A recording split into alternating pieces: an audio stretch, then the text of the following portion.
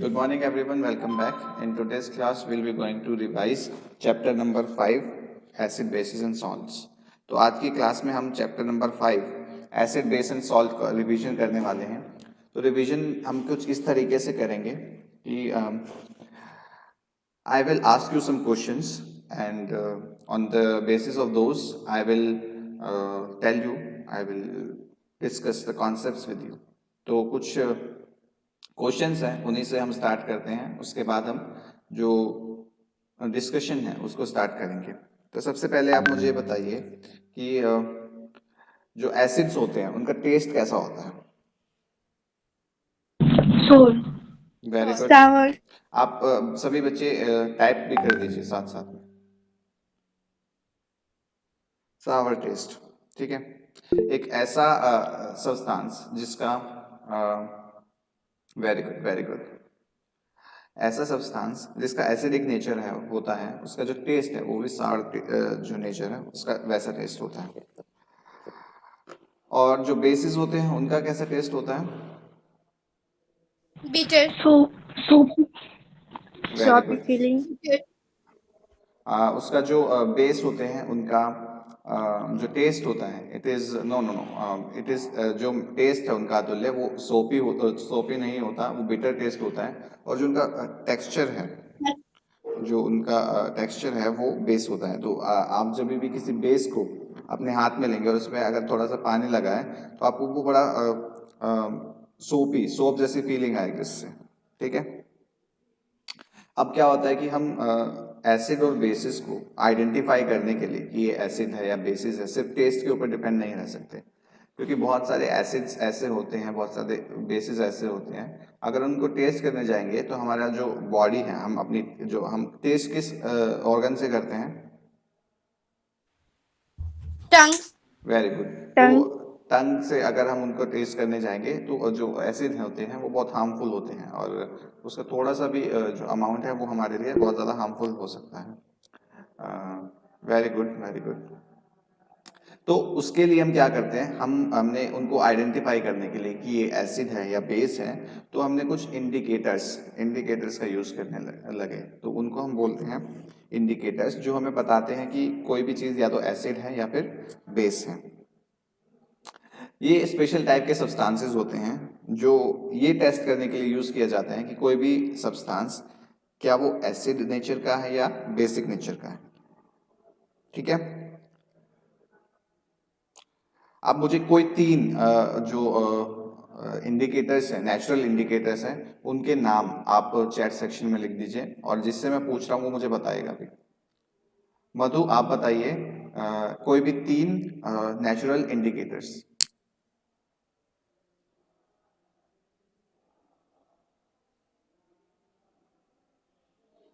मधु Kumari. Litmus, turmeric, very good. One more. Sir China rose. Very good, China rose. Madhu Kumari आपको तीन बताने थे. Sir तीनों याद था बट कोई आ गया था तो आवाज हो रहा था तो माइक ऑन नहीं कर रहे थे. ठीक है.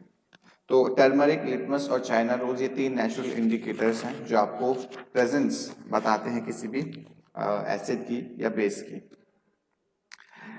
एक और जो है नेचुरल इंडिकेटर है जिसको हम बोलते हैं लिटमस. लिटमस जो नेचुरल इंडिकेटर है वो कहाँ से मिलता है. लिचेंस प्लांट से. कौन से प्लांट से. Very good Atulya. Anushka please repeat. Lichens. Very good. तो जो लिटमस है वो उसका जो उसको ऑब्टेन किया जाता है वो हमें ऑब्टेन किया जाता है लिचेंस प्लांट से. और उसकी जो पेपर फॉर्म है, यस लिचेंस, उसकी जो पेपर फॉर्म है उसको हम बोलते हैं लिटमस पेपर. तो लिटमस जो नेचुरल डाई होती है एक तरीके की, उससे जब हम उसका जो पेपर बनाते हैं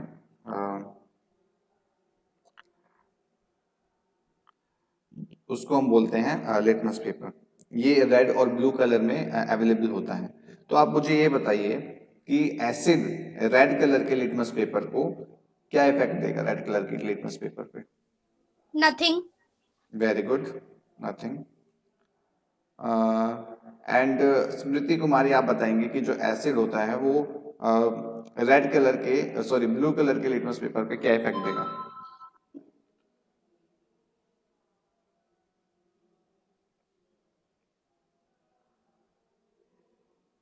स्मृति कुमारी,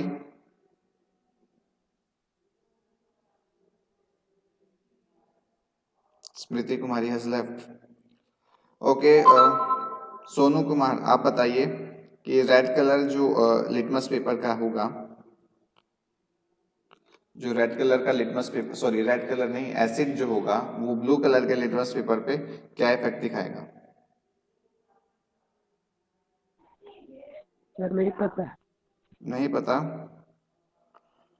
ओके,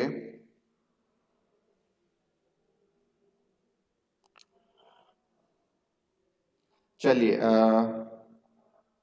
वेरी गुड। जो ब्लू लिटमस पेपर होगा वो उस सॉरी उसका जो कलर है वो रेड में चेंज हो जाएगा। सो ब्लू का कलर रेड में चेंज होना ये प्रेजेंस बताता है एसिड की, और रेड कलर के लिटमस पेपर का ब्लू में चेंज होना ये बताता है कि बेस इज प्रेजेंट। तो कुछ ऐसी जगहें हैं जहां पर हमारे नेचर में कुछ एसिड्स या बेस मिलते हैं, ठीक है? वो कहाँ मिलते हैं उनको बताना है। तो मैं आपसे कुछ क्वेश्चंस के फॉर्म में पूछ रहा हूँ कि जो विनेगर होता है उसको हम वो कौन सा एसिड होता है हमारा? जो विनेगर होता है एसिड। Acid. कौन सा acid? Name the Acid. Acid. Acetic.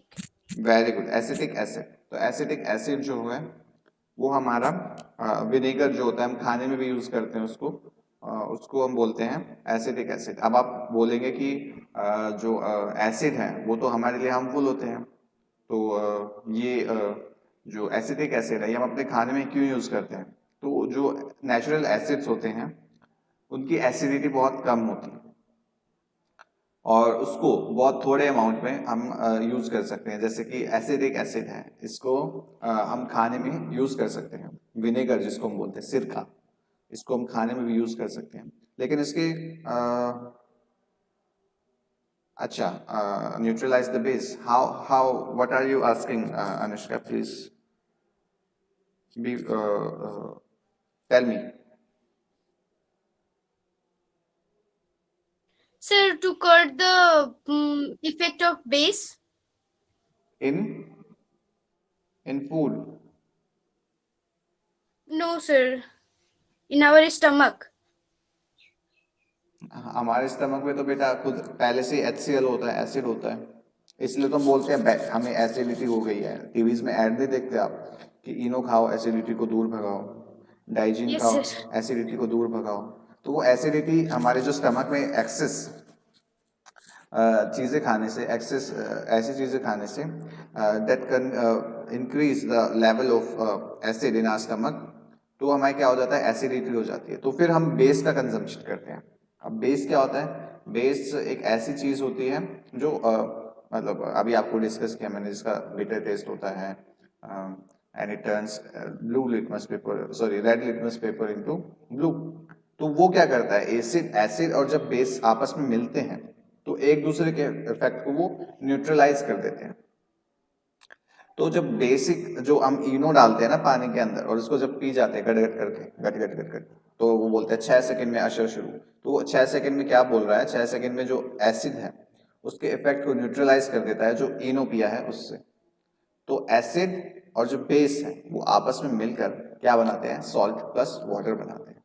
तो एक्सेस एसिड जब आपके स्टमक में बनने लग जाता है तो आपको चेस्ट में यहाँ पे पेन होने लगता है। तो वो जो पेन है वो it happens because of the presence of excess of acid in our stomach. उसको न्यूट्रलाइज करने के लिए हम या तो डाइजीन लेते हैं, हम बेसिकली एंटा एसिड लेते हैं। एंटा एसिड, एंटा का मतलब जो किसी भी चीज का विरोध करे, एसिड। तो ऐसी चीज जो एसिड्स का विरोध करती है, ऐसी तो बेस ही होती है। तो बेस को जब हम कंज्यूम करते हैं उससे it neutralizes the effect of excess acid. चलिए दही के आपके स्टमक में होता क्या है? क्या क्या अनुष्का? जब एसिडिटी होता है जैसे किसी को, हम्म। तो उसमें होता क्या है? एसिड, स्पेस, ये सब। एसिड बेटा हमारे स्टमक के अंदर एक हाइड्रोक्लोरिक एसिड होता है ना। कभी कभी हम यस ऐसे सर। ऐसी चीजें खा लेते हैं तो जिससे कि उसकी जो अमाउंट है एसिड्स का वो बढ़ जाता है। तो जैसे जंक फूड जब हम खा रहे होते हैं उसमें जनरली वो खाने के बाद हमारा जो स्टमक है उसको एसिडिटी होने लग जाती है, तो HCl बढ़ने लग जाता है। तो उसके इफेक्ट को कम करने के लिए हम बेस का यूज करते हैं। तो I got it sir. Okay. तो दही होती है, दही के अंदर भी एक एसिड प्रेजेंट होता है। वो कौन सा एसिड होता है? Lactic acid. Very good Anjali. Anjali और बहुत अच्छा बताया आपने। जो दही होती है उसके अंदर भी हमारा लैक्टिक एसिड होता है। तो एनारोबिक रेस्पिरेशन जब होता है हमारी बॉडी के अंदर, रेस्पिरेशन इन ऑर्गेनिजम्स पढ़ा है ना सभी ने? Yes sir. तो Yes, sir. एनारोबिक रेस्पिरेशन जब होता है तो वहां पे कौन सा एसिड बनता है? Lactic acid. Lactic acid. Very good. तो लैक्टिक एसिड जो है वो बनता है जब हमारी बॉडी एनारोबिक रेस्पिरेशन करती है। तो जब हमारी रेस्पिरेशन जो प्रोसेस है उसमें क्या होता है, कोई मुझे बताएगा? अभी थोड़ा सा बात हम डिस्कस उसको भी कर लेते हैं। हम सारी चीज़ों को एक एक करके डिस्कस करेंगे।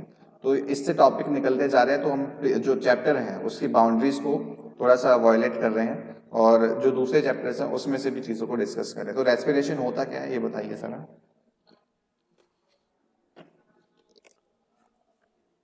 What is respiration? Anjali, Anjali और हम, आप बताइए।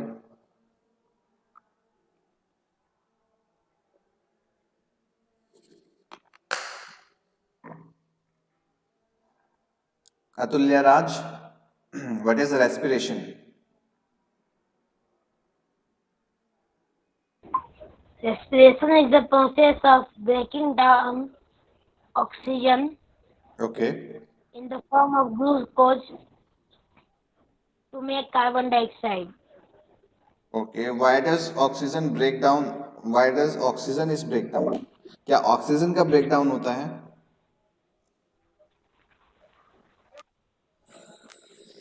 क्या ऑक्सीजन का ब्रेक डाउन होता है? थोड़ा सा सोच के बोलिए।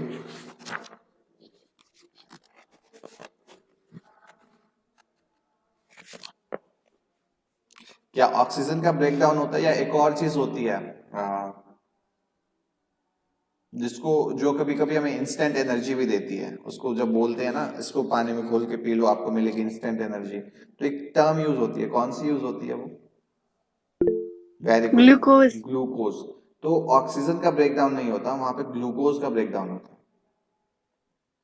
चलिए अब वापस से आ जाते हैं।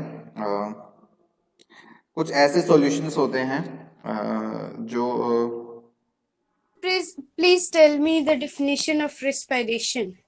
respiration is basically the process in which glucose is break down into simpler substances. Simpler substances का मतलब glucose is break down into subordinate substances such as oxygen and it gives energy to us. तो जब हमारी body क्या करती है, oxygen की presence में ग्लूकोज को ब्रेक डाउन कर देती है और उससे हमें कार्बन डाइऑक्साइड और वाटर और एनर्जी मिलती है।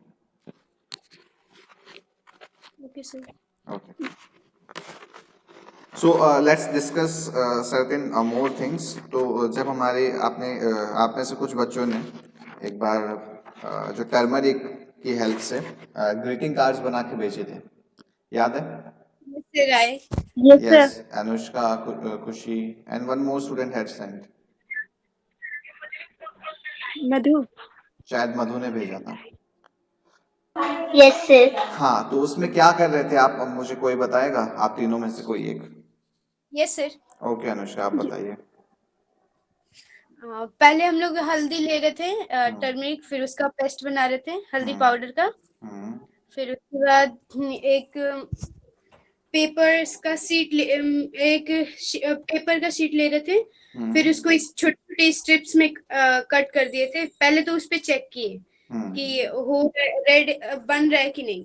तो फिर उसके बाद हम लोग पहले हम लोग सोप लिए, तो सोप फिर स्ट्रिप पे फिर हल्दी का पेस्ट लगाएं, फिर उसको सुखाए, और फिर उसके बाद वो सोप का जो सॉल्यूशन था उस पे डालें। बट ओके उसका इफेक्ट उतना गाढ़ा नहीं आ रहा था। ओके तो फिर आप सर बोले कि वॉशिंग पाउडर यूज करो, तो फिर वॉशिंग पाउडर यूज किए, तो उससे ज्यादा इफेक्ट रेड हो गया, ज्यादा रेड हो गया उसमें। फिर तो उसी जो से ग्रीटिंग। Very good. तो जो सोप होता है it has less basic nature because जो सोप होता है वो हम अपनी बॉडी पे यूज़ करते हैं, और उसकी जो क्लिनजिंग प्रॉपर्टी है वो जो वॉशिंग पाउडर होता है उससे कम होती है।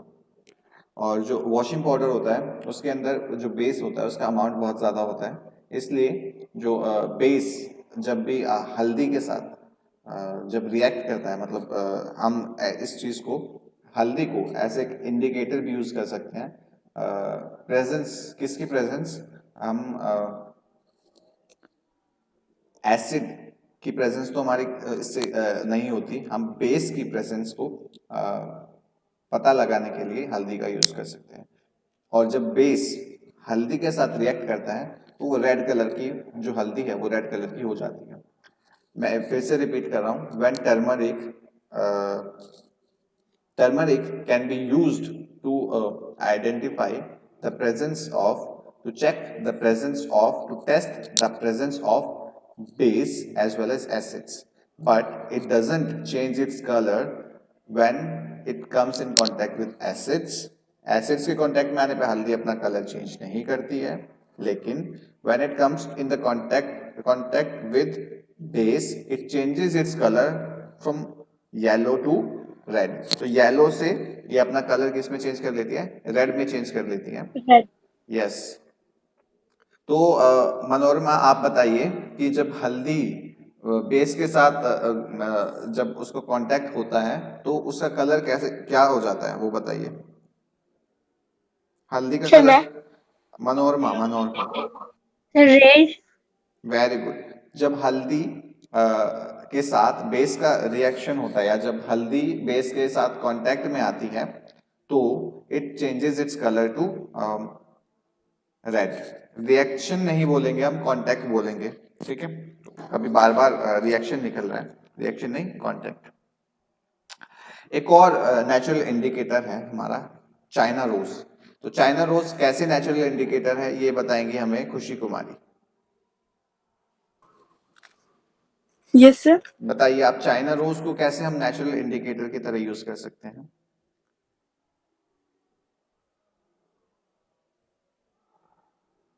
सर उसमें एसिड डालकर उसके चेक कर सकते हैं कि वो अपना कलर चेंज करता है या नहीं, और उसमें बेस डालकर भी देख सकते हैं। ओके, तो कैसे कलर चेंज होता है उसका?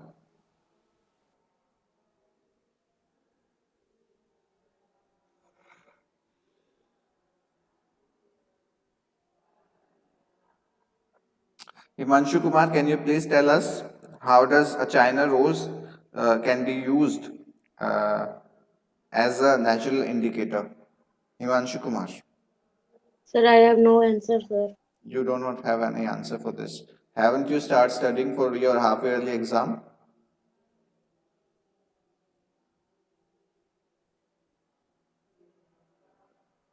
अगर नहीं किया है तो स्टार्ट कर दीजिए, आपके हाफ ईयरली एग्जाम आने वाले नेक्स्ट वीक। चलिए अंजलि और हम, आप बताइए चाइना रोज को कैसे आप यूज कर सकते हैं as a natural indicator? So we have to keep the China rose kept in the water. Very and good. Then we have to colored solution, Okay. and then the color solution, that color will be, 1 second sir. So China rose petal are kept in warm water and the colored solution is obtained from that. Okay. This colored solution is used as an indicator. Okay. So how does it react with, how does it changes its color in the presence of acid? So magenta pink. Okay. So in the presence of acid, the colour of China rose solution, China rose के petals को आपको क्या करना है, test tube या किसी भी चीज में ले लेना है, टेस्ट ट्यूब में लेना है या किसी भी चीज में लेना है, तो उसको वार्म वाटर में जब डालोगे तो अपनी जो कलर है उसको लूज कर देगा, और जैसे ही वो अपना कलर लूज करता है तो it gives a different kind of solution, जो कलर सॉल्यूशन है वो आपको मिल जाएगा। और जब आप एसिड इस कलर सॉल्यूशन में डालते हैं तो जो वो सॉल्यूशन है उसका कलर चेंज हो जाएगा from some colour to magenta pink. तो मैजेंटा जो कलर है, magenta is a colour shade of pink only. Delhi में मेट्रो लाइन भी चलती है एक मैजेंटा लाइन, तो मैजेंटा एक कलर है। उस कलर को उस कलर से हम पता लगा सकते हैं कि इट इज एसिड और इन बेस। और बेस में कैसा कलर चेंज हो जाता है उसका? Very good, it changes its colour to green. अब बात आती है कि न्यूट्रलाइजेशन क्या होता है। जैसे कि अभी हमने डिस्कस किया था थोड़ी देर पहले कि कुछ नेचुरल इंडिकेटर्स हैं जिसकी हेल्प से हम पता लगा सकते हैं कि एसिड जो क्या है, कोई भी चीज सब्सटेंस जो है वो एसिड है या बेस है। अब हम बात करते हैं कि हम एसिड और बेस के इफेक्ट को न्यूट्रलाइज कैसे कर सकते हैं। जैसे कि मैंने अभी आपको बताया था कि एसिड और बेस जब आपस में मिलते हैं तो वो न्यूट्रलाइजेशन कर देते हैं, और न्यूट्रलाइजेशन से हमें क्या मिलता है? Salt plus water. Salt and water. Yes, जब आपको एंट बाइट करता है या कोई भी बग बाइट करता है, कोई भी कीड़ा आपको काट लेता है, तो जनरली वो क्या करता है, अपनी बॉडी से एसिड आपकी बॉडी के अंदर सिक्रीट कर देता है, आपकी बॉडी के अंदर एसिड्स को डाल देता है। क्या हुआ अनुष्का? सर जो एंड जब बाइट करती है तो वो उसमें कौन सा एसिड होता है? उस उसके एसिड का अंदर नाम फॉर्मिक एसिड होता है बेटा, it is called formic acid. जो एंड होती है जब स्टिंग करती है तो आपको जलन महसूस होती है, तो एसिड जो क्या काम करता है, वो कौन सा एसिड रिलीज करती है? वो फॉर्मिक एसिड रिलीज करती है। तो उसके इफेक्ट को न्यूट्रलाइज करने के लिए आप क्या यूज करोगे? बेस। Very good. तो जब एंट आपको बाइट कर लेती है, या तो साबुन से अपने जो उस पोर्शन को धो लीजिए, उससे क्या होगा, उसके इफेक्ट को न्यूट्रलाइज हो जाएगा और आपको दर्द जो है वो कम होगा। अब क्या होता है कि कई बार फर्टिलाइजर्स की बहुत ज्यादा यूज करने से हमारी जो सॉइल है उसकी फर्टिलिटी कम हो जाती है, तो उसकी फर्टिलिटी को वापस पाने के लिए हम क्या यूज करते हैं? या तो हम अगर उसकी बेसिसिटी ज्यादा हो गई है तो हम एसिडिक थोड़ा नेचर यूज करेंगे, कुछ एसिडिक चीजें उसके अंदर डालेंगे, ठीक है। उसके अंदर बेसिस डालेंगे, जैसे क्विक लाइम डालेंगे, स्लेक लाइम डालेंगे। लेकिन अगर वो बेसिक है, जो उसका नेचर है वो बेसिक हो गया है, तो उसके अंदर हम ऑर्गेनिक मैटर डालेंगे। तो ऑर्गेनिक मैटर क्या करेंगे, वो एसिड्स को जो रिलीज करेंगे और वो जो बेसिक नेचर है सॉइल का उसको न्यूट्रलाइज कर देंगे।